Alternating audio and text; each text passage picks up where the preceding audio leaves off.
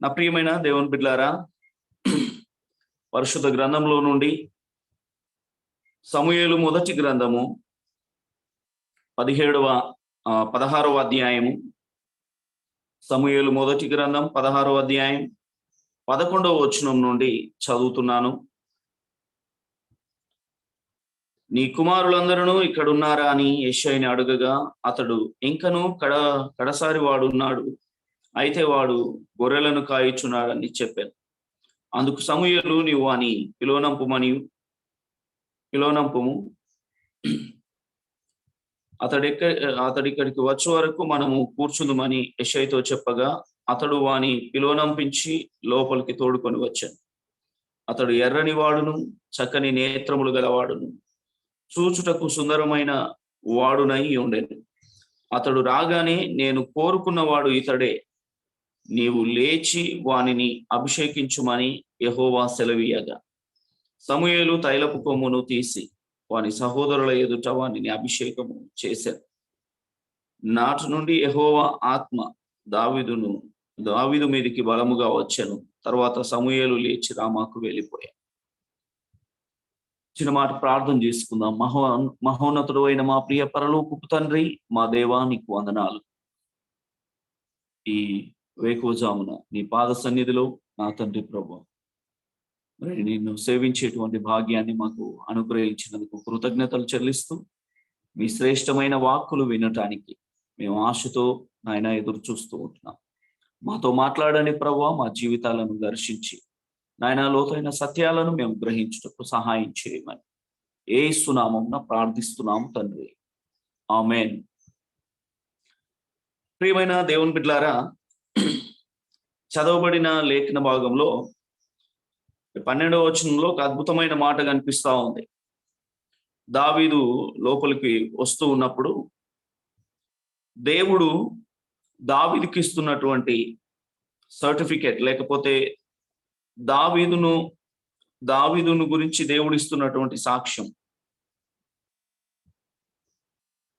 అతడు ఎర్రని వాడును, చక్కని నేత్రములు గలవాడును, చూచుటకు సుందరమైన వాడునయ్యుండును. అతడు రాగానే, నేను కోరుకున్నవాడు ఇతడే అనే మాట చూస్తూ ఉన్నాం. నా ప్రియమైన దేవుని బిడ్డలారా, దావీదును గురించి దేవుడిస్తున్నటువంటి మాట, అతడు ఎర్రని వాడును, చూచుటకు సుందరమైన వాడునై ఉన్నాడు, అలాగే చక్కని నేత్రములు కలిగిన వాడు అని. ఈ మాట అనగానే సమూయేలు గారికి ఒకవేళ ఏంటి, అంతకుముందు ప్రభు అన్నటువంటి, దేవుడు అన్నటువంటి మాట ఏంటి, ఇప్పుడు దేవుడు అంటున్నటువంటి మాట ఏంటి అని ఒక విధమైనటువంటి సందిగ్ధంలోనికి వెళ్ళిపోయాడు. అంతకుముందు దేవుడు ఏమన్నాడు అంటే, యెషయా గారి పెద్ద కుమారుణ్ణి చూసి అతని ఎత్తును, అతని దేహదారుఢ్యాన్ని అంతటిని గమనించి, ఓహో, దేవుడు ఇతన్నే కోరుకున్నాడేమో అని మనసులో అనుకుంటుండగా, వెంటనే దేవుడు తెలియజేసినటువంటి మాట, మనుషులు పై రూపాన్ని లక్ష్య పెడతారు, నేను పై రూపాన్ని లక్ష్య పెట్టే దేవుడను కాదు అని అంటున్నాడు. అందుకే ఈ పై రూపాన్ని లక్ష్య పెట్టని దేవుడను అన్నటువంటి దేవుడే ఇప్పుడు దావీదు విషయంకి వచ్చేసరికి చక్కని నేత్రములు కలిగిన వాడు, అలాగే మంచి సుందరమైనటువంటి వాడు, ఎర్రని వాడు అని దేవుడు దావీదును గురించి మాట్లాడుతూ ఉన్నప్పుడు సమూయేలు ఒకవేళ సందిగ్ధంలోనికి వెళ్ళిపోయి ఉండవచ్చు. ఏంటి ప్రభువా, పెద్దోని విషయంకి వచ్చేసరికి అట్లా వంటివి, ఇప్పుడు దావీదుకు విషయంకి వచ్చేసరికి ఇలా అంటివి అని ఒకవేళ మనసులో అనుకుంటున్నాడేమో. నా ప్రియమైన దేవుని బిడ్డలారా, నిజంగా దేవుడు ఎప్పుడు కూడా పై రూపాన్ని చూసి లక్ష్య పెట్టే దేవుడు కాదు అన్న సంగతిని మనం జ్ఞాపకం చేసుకోవాలి.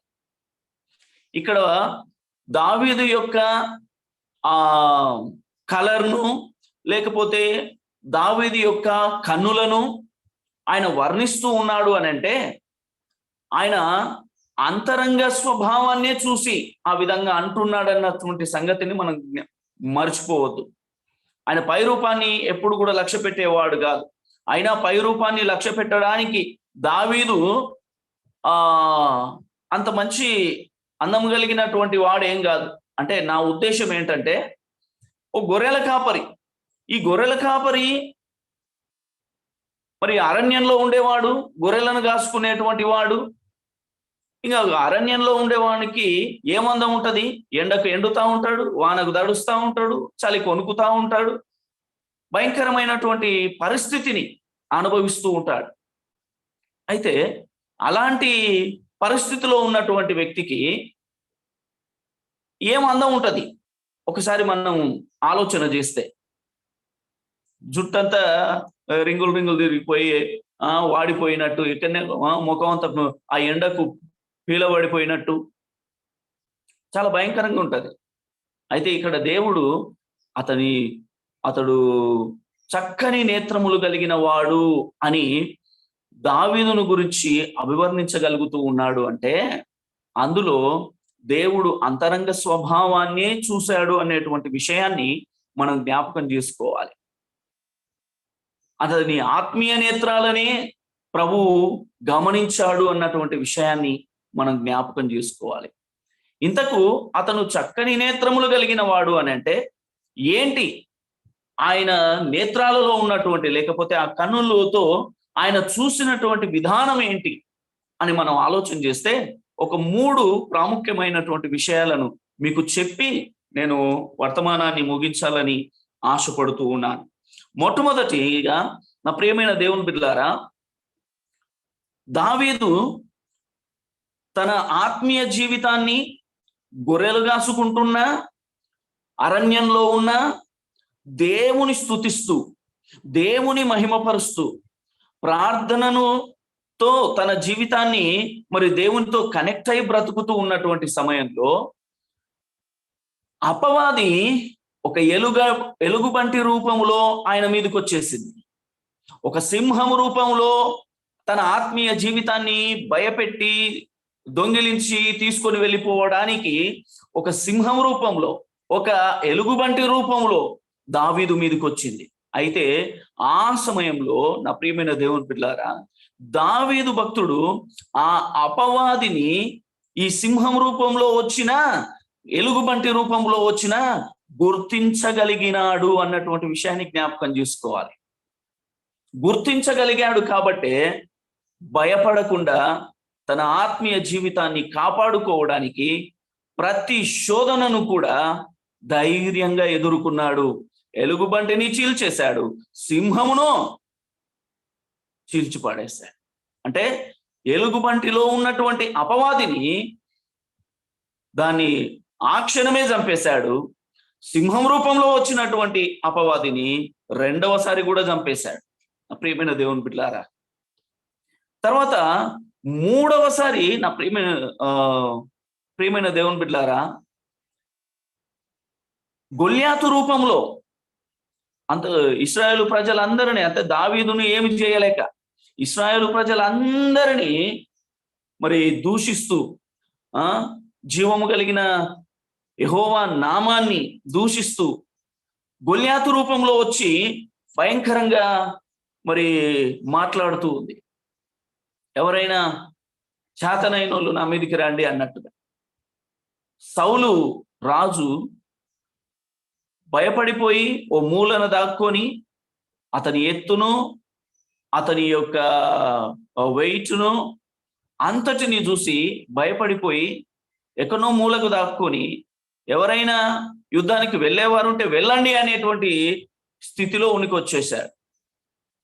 ఆ సమయంలో అన్నలకు మరి భోజనాన్ని తీసుకొని వచ్చినటువంటి దావీదు ఆ విషయాన్ని గుర్తించి గమనించి, జీవము కలిగిన దేవుణ్ణి దూషిస్తున్నటువంటి, అవమానిస్తున్నటువంటి ఆ గొల్యాతు యొక్క మాటలు ఎప్పుడైతే విన్నాడో, ఆ గొల్యాతు మాటలలో ఉన్నటువంటి ఆ అపవాదిని మరలా తన ఆత్మీయ నేత్రాలతో, ఆ చక్కటి నేత్రాలతో ఆ అపవాదిని గుర్తించగలిగాడు. అందుకే వెంటనే 2 సార్లు సింహం రూపంలో ఎలుగుబంటి రూపంలో నా మీదకి వచ్చినప్పుడు దాన్ని నేను ఈజీగా చంపేశాను. 2 సార్లు నా చేతుల్లో అది చచ్చింది.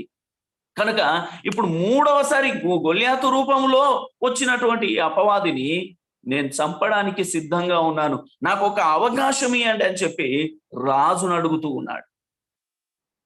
అక్కడ ఉన్నటువంటి అన్నలను అడిగితే వారు నీకేమన్నా బుద్ధుందా, వాడెట్లా ఉన్నాడు నువ్వెట్లా ఉన్నావు అన్నట్లుగా తీసి పడేసినట్లుగా మాట్లాడుతున్నారు.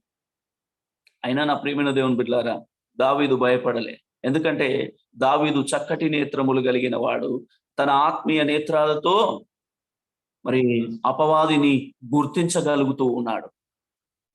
అపవాదిని గుర్తించగలిగి వానిని చంపడానికి, వాని క్రియలను లయపరచడానికి పూనుకుంటున్నాడు. ధైర్యము కలిగి ముందుకు రాగలుగుతూ ఉంటున్నాడు. నా ప్రియమైన దేవుని బిడ్డలారా, అలాగూ 3 సార్లు అపవాదిని ఓడించినటువంటి వ్యక్తి, అపవాదిని చంపేసినటువంటి వ్యక్తి దావీదు. అందుకే చక్కటి నేత్రములు కలిగిన వాడు అనేటువంటి మాట దేవుని నోట నుండి రాగలుగుతా ఉంది. దేవునికి స్తోత్రము కలుగును గాక. రెండవ ప్రాముఖ్యమైనటువంటి విషయం ఏంటంటే, అతడు చక్కని నేత్రాలు కలిగినటువంటి వాడు అనుటకు రెండవ ప్రాముఖ్యమైనటువంటి విషయము, మౌంట్ జయోన్ అనగా సియోను కొండను అది దేవుని పరిశుద్ధ స్థలముగా చూసినటువంటి వ్యక్తి దావీదు. ఇది దేవుడు కోరుకున్నటువంటి స్థలము, దేవుడు ఈ స్థలములో ఉండడానికి ఇష్టపడుతున్నాడు అనేటువంటి విషయాన్ని గుర్తించినటువంటి వ్యక్తి దావీదు. అందుకే ఎప్పుడైతే ఆ కొండ మీద ఉన్నటువంటి యోబూసీయులను లేకపోతే ఇంకా అనేకమైనటువంటి జనాంగాలను ఆ స్థలంలో ఉండగా వారందరిని కూడా జయించి, వారందరిని కూడా అక్కడ నుండి తరిమేసి ఆ మౌంట్ జయోన్ను దేవుని కొరకు ప్రతిష్ఠించాడు, దేవుని కొరకు ఏర్పాటు చేయగలిగాడు. అది దేవుడు కోరుకున్నటువంటి స్థలము అని మరి దేవుని కొరకు సిద్ధపరచడానికి పూనుకున్నాడు. దానిని ఏర్పాటు చేసినప్పుడు నా ప్రియమైన దేవుని బిడ్డలారా, దేవుడు అంటూ ఉన్నాడు 132వ కీర్తన 12 నుంచి 14 వచనాల వరకు మనం చూస్తే, 132వ కీర్తన 12వ వచనం నుండి, యెహోవా సత్య ప్రమాణము దావీదుతో చేసెను, ఆయన మాట తప్పని వాడు. యెహోవా సియోనును ఏర్పరచుకొని ఉన్నాడు, తనకు నివాస స్థలముగా దానిని కోరుకొని ఉన్నాడు. ఇది నేను కోరిన స్థానము, ఇది నిత్యము నాకు విశ్రమ స్థానముగా ఉండును. యెహోవా సియోనును ఏర్పరచుకొని ఉన్నాడు, తనకు నివాస స్థలముగా దానిని కోరుకొని ఉన్నాడు. ఇది నేను కోరుకొనిన స్థానము, ఇది నిత్యము నాకు విశ్రమ స్థానముగా నుండును, ఇక్కడనే నేను నివసించెదను. చూసారా, దావీదు దేవునికి ఏం కావాలో గుర్తుపట్టినటువంటి నేత్రములు కలిగిన వాడు. దేవుడు కోరుకున్న దానిని దేవునికి ఇవ్వడానికి ఇష్టపడినటువంటి వ్యక్తి. అందుకే దావీదును గురించి దేవుడు ఏమంటాడంటే, దావీదు నా ఇష్టానుసారుడైన మనుష్యుడు, నా హృదయానుసారుడైన మనుష్యుడు అంటాడు. అంటే దేవుని హృదయము ఏమి కోరుకుంటుందో దానిని దావీదు చేసేవాడు. దేవుని ఇష్టము ఏమై ఉంటున్నదో ఆ ఇష్టాన్ని నెరవేర్చేటువంటి వాడు దావీదు. ప్రియమైన దేవుని బిడ్డలారా, ఈరోజు దేవుని ఇష్టాన్ని మనం గుర్తించగలుగుతున్నామా? దేవుని హృదయానుసారులముగా మనం ఉండగలుగుతున్నామా? ఒక్కసారి మనల్ని మనం పరీక్షించుకోవలసిన అవసరం ఉంటున్నది. ఉదయకాల సమయమందు దేవుని ఇష్టాన్ని మనము తెలుసుకొని దేవుని హృదయానుసారులముగా మారిపోవలసినటువంటి అవసరత ఉంది. ఆయన చిత్తాన్ని నెరవేర్చడానికి ఆత్మీయ నేత్రాలతో మనము దేవుని విషయాలను గమనించవలసిన వారమై ఉంటున్నామన్న సంగతిని మరచిపోవద్దని ప్రభు పేరిట మీకు మనవి చేస్తూ ఉంటున్నాం. దావీదు దేవుడు కోరుకున్న స్థలాన్ని దేవునికి బహుమానముగా ఇచ్చినటువంటి వాడు. అందుకే ఈ స్థలము నేను కోరుకునినది, ఈ స్థలములో నేను నిత్యము నివసించదనని దేవుడు చెప్పగలుగుతున్నాడంటే దావీదు దానిని దేవునికి ఇచ్చి దేవుని మహిమపరచగలుగుతూ ఉన్నాడు. దేవునికి స్తోత్రము కలుగును గాక. అలాగే దావీదుకున్నటువంటి దావీదు నేత్రాలకు ఉన్నటువంటి 3వ లక్షణం ఏంటంటే దావీదు కన్నులు దేవుని వాక్యాన్ని చూసేదిగా ఉంటున్నాయి. 119వ కీర్తన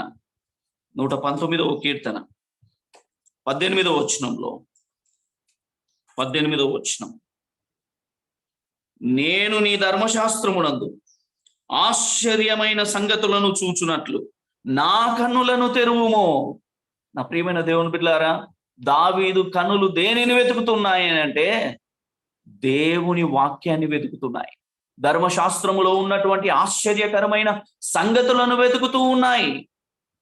ఈనాడు మనము దేవుని వాక్యాన్ని ధ్యానించడానికి, దేవుని వాక్యాన్ని అందులో ఉన్నటువంటి ఆశ్చర్యకరమైనటువంటి వాటిని చూడడానికి మన నేత్రాలు మనకు సహకరించటం లేదు.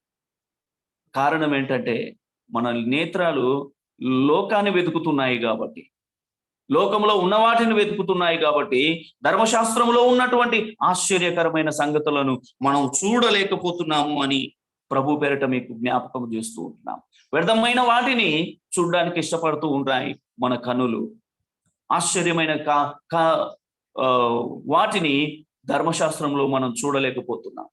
అందుకే ఒక భక్తుడు పాట పాడతాడు ఈ రీతిగా, వ్యర్థ క్రియలను దుష్టింపకను నా కన్నులను త్రిప్పివేయుము. వ్యర్థ క్రియలను దుష్టింపకను నా కన్నులను త్రిప్పివేయుము.